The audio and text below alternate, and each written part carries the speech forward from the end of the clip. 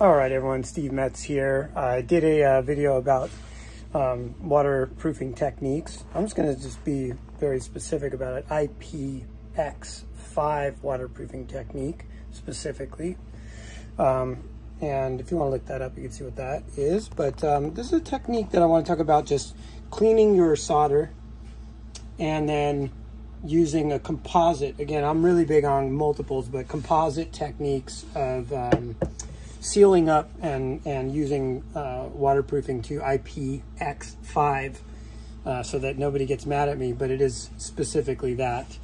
It may be beyond that, but we're going to go with this. Now, so a couple of things about cleaning. First, I'm going to just do a quick Dremel, just quick, because this stuff isn't that strong. These are very sensitive pieces. So I'm just going to go right here. There's a little dot.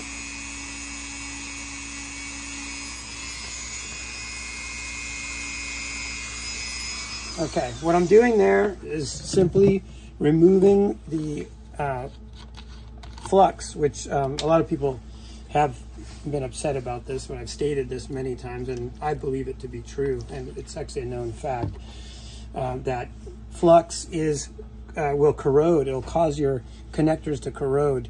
When you do plumbing, you work on stuff for a long time, what you see is where they welded and all the flux drips inside of a pipe, for instance, like let's say a copper pipe, different material, but still the same thing apply. It will cause it to, for whatever reason, that's where it oxidizes. You can look it up.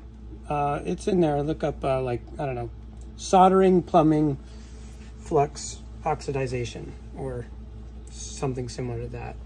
So I always clean. Now this is, obviously I'm going like hyper OCD on this stuff, but I wanted to share it because I know that a lot of you guys are having issues with your boards, and it's because these vehicles are not built like vehicles, they're built like toys. And so I'm gonna now it's been wire brush. By the way, I'm using 99% isopropyl alcohol, so it has no water, very, very minimal water content. The other stuff is mixed with water. This is dielectric grease, which I mentioned earlier. D-I-E-L-E-C-T-R-I-C. This is for beginners, so if you know what this stuff is, then you know you're good. So so I'm going to take just a dab of dielectric grease, and I'm going to put it on the metal itself. Now what this does, this is like, I mean, grease also helps with you know, waterproofing to a certain level, but also prevents corrosion, and that's why I'm applying it.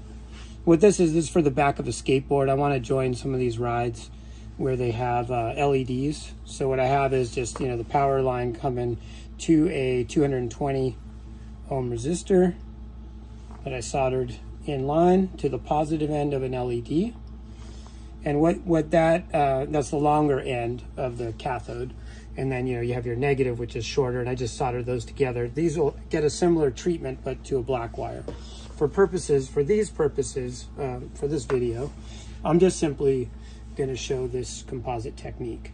Now, I don't have any spikes sticking out. I don't have anything that's gonna like catch on the thermal reactive heat shrink. This is some heat shrink that you know, goes up. I will put, you'll see the final phase of this later on, but this is going to go up as high as possible, and then I'm going to simply,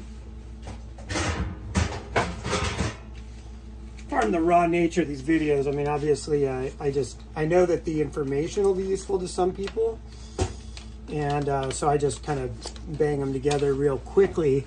And I don't, I'm wearing eye protection. Basically, these glasses provide some protection because I was soldering and using these Dremel tools, and that definitely can be an issue. So what I'm doing now is I'm just gonna very gently keep my hand behind this and get this to shrink.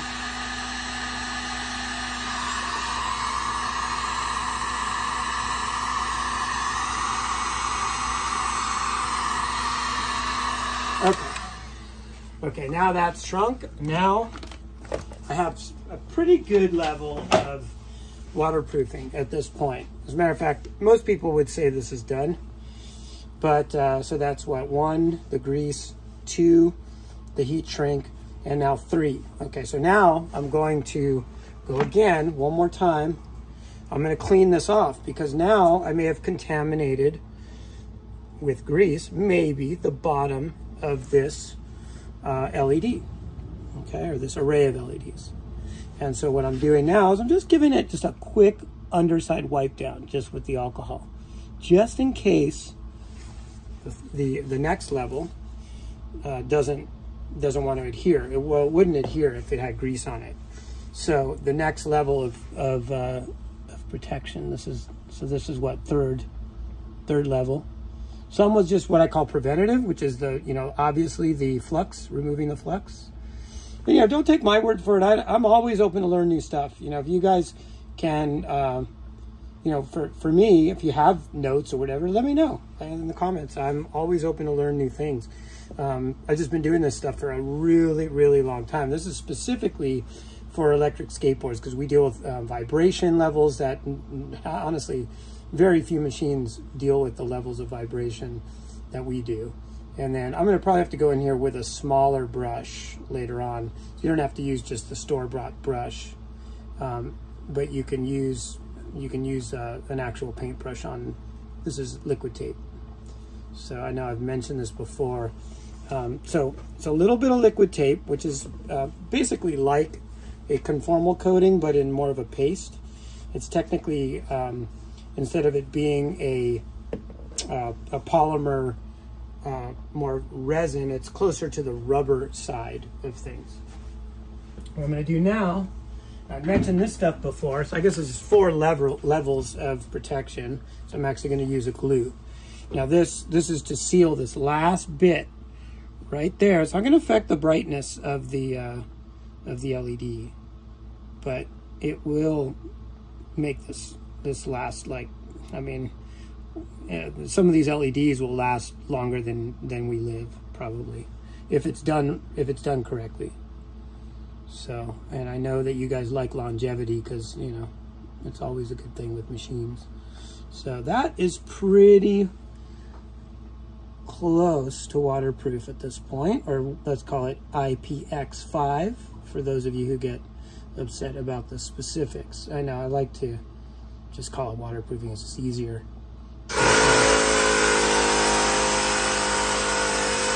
Pardon, that's my compressor. Okay, so now you can actually go back and cut this stuff down if you want, but as you can see, this is pretty weather resistant at this point. If you went any farther with it, it starts getting really ugly because I want to wrap these, so I don't want it to get too thick. I want it to stay relatively within the bounds of the size of the actual lights themselves. So what I'm going to do now is I'm just going to pack this down, and then this is going to be, this part of waterproofing is done, okay? So again, and I'm using the term IPX, the rating IPX 5, which means water splashing from all angles, right? Which is, for our purpose, that's about all that we need for electric skateboarding. We don't really need, we're not going to submerge the board. Although I think IPX 5 has some submersion in its rating. You can look it up, but to keep it simple, mainly for like a really heavy rain, that's what I'm going for with this stuff. I'm not going for in your swimming pool. I'd have to look up the actual limitations on these, but like that. So this thing, now the same technique I have used on submersible pumps, and I have one actually it's going to be running later tonight because all these crazy river storms. You're wondering why I'm doing all these videos. I'm doing the videos right now because these videos are what are keeping me from going out and riding in the rain. I don't want to go ride in the rain, and well, I barely ever do, but maybe I will just to prove a point. But here we go. So that's multi-layer protection. What'll happen with this, then I'll bend this down and then heat shrink it just to the edge. These don't get very hot, they're LEDs. It's like, I'm gonna run like 3 volts to this. So anyway, I hope that helps with any composite electrical insulation. All right.